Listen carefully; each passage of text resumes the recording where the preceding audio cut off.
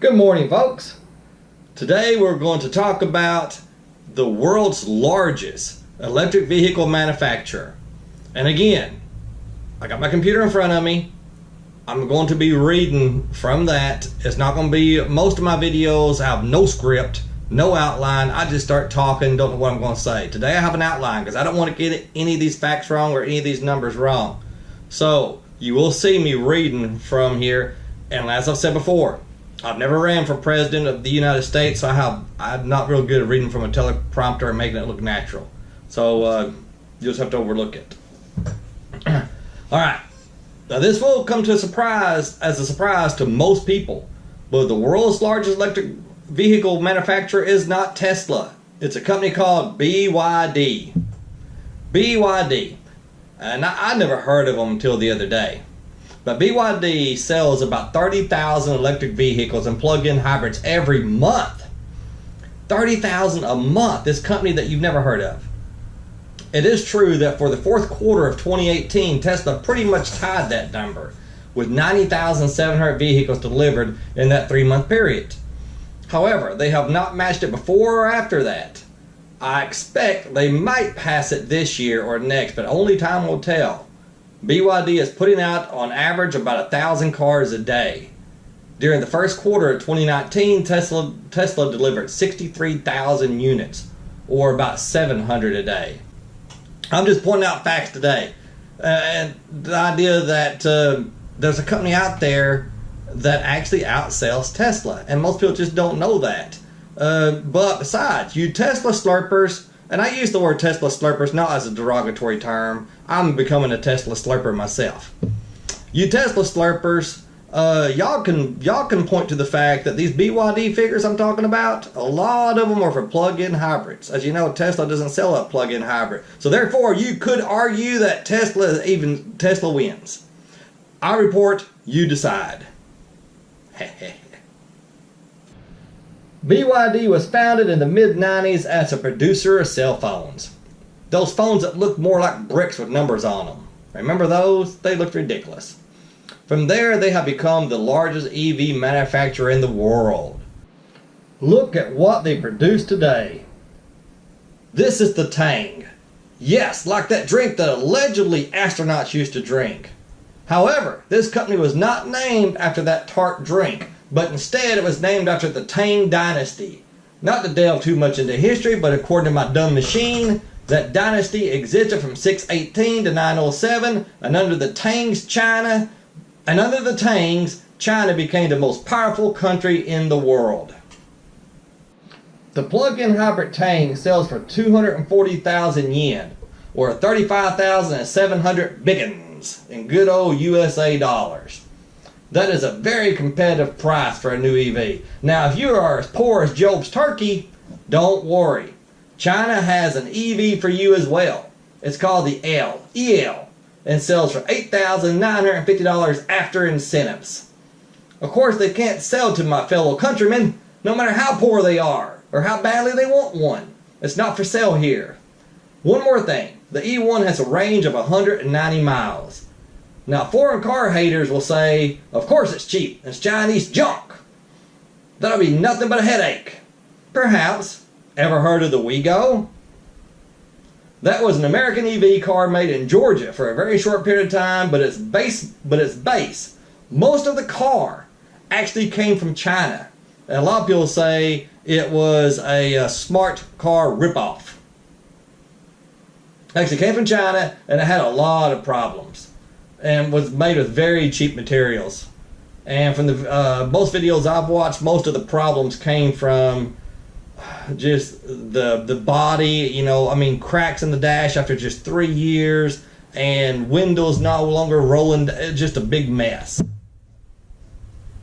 Okay, now I talked about the Chinese incentives for buying a car. What are those incentives?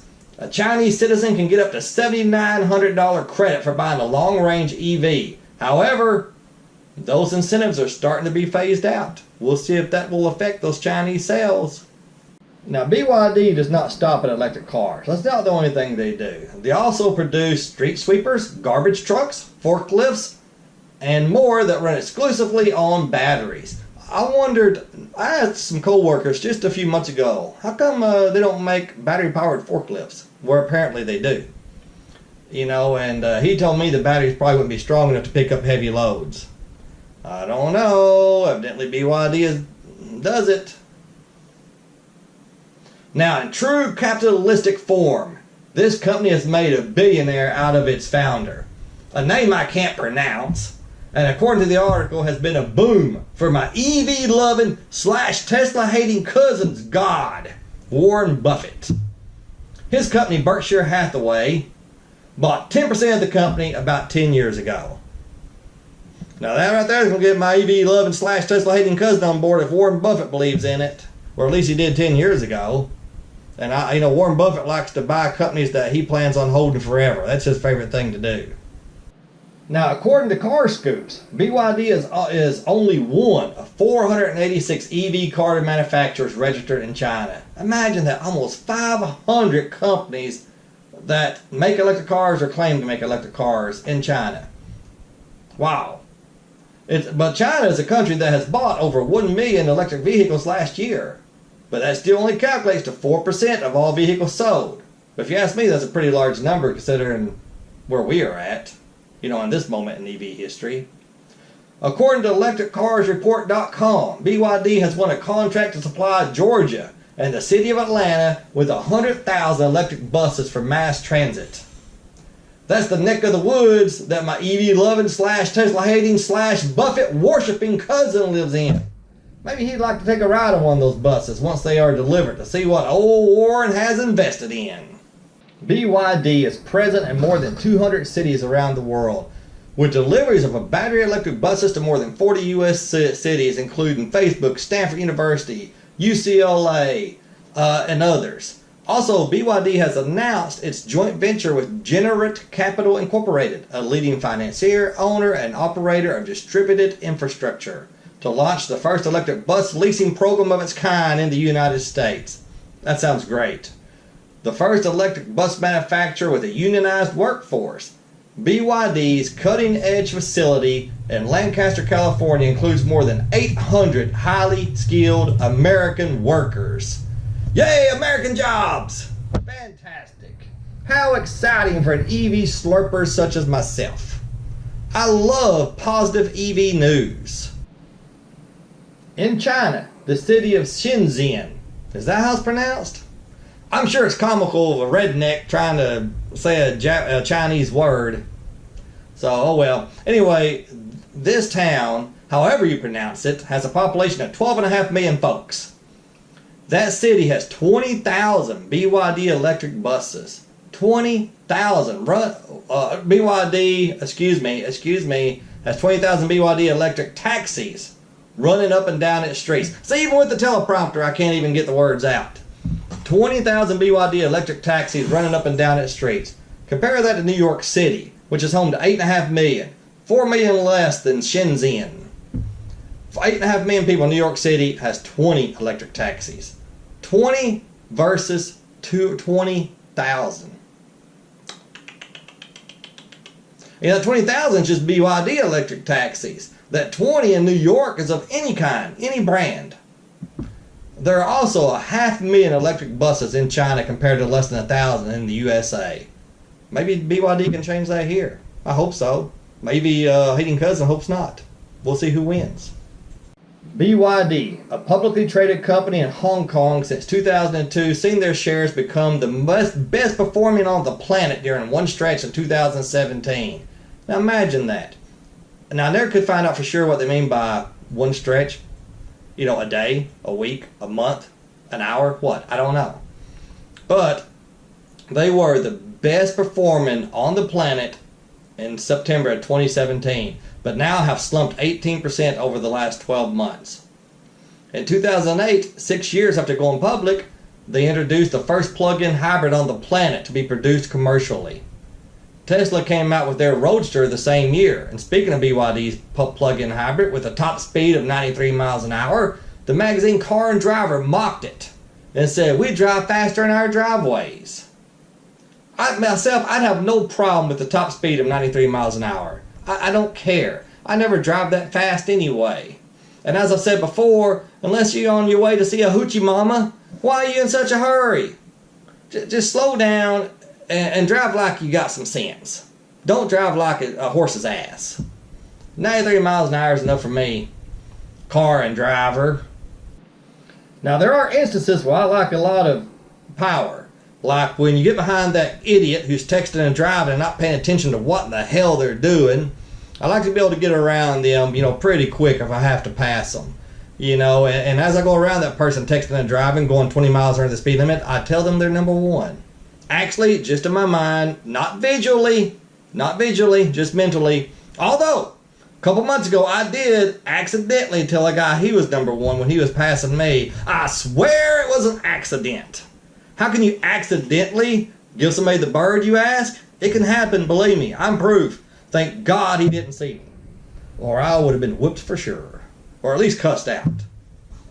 He would never believed it was an accident. Never in a million years, but I swear it was. I'll tell you that story in an upcoming video soon. I know this video is long. I try to make short videos. I just cannot be pithy, no matter how hard I try. But here are my last thoughts. Wang wants BYD to one day be the world's leading enabler of electric mobility. The ExxonMobil and General Motors of the gigawatt age, all in one. But beyond China, where a powerful centralized state has made switching to EVs a national priority, almost no government has yet shown itself willing to make a comparable commitment. China will almost certainly be the country where the EV revolution arrives fastest. What's not yet clear is how much farther it will spread and how quickly, and whether BYD will be among its winners. Are you ready for a knee-slapping laugh, EV-hating cousin? Are you ready to double over with laughter? Are you ready to start crying? You're going to be laughing so hard. Okay. Wang, that is the guy who started this company, I guess.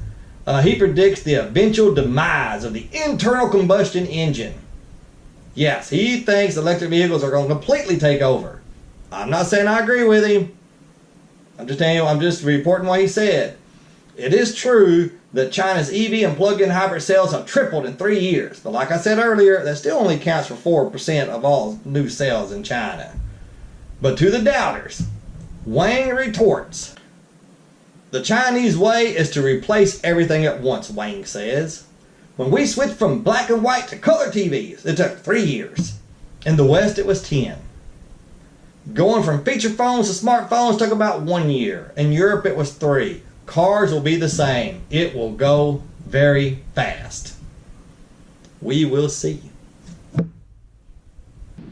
Okay, I'll quit bloviating. I'll shut up. But I found this pretty fascinating once I started looking into it. I hope you learned something. If you did, my time wasn't wasted. Or if you just enjoyed it, my time wasn't wasted. But remember, chicks dig scars on electric cars. Especially Chinese chicks, apparently. Apparently they dig them even more than American women do.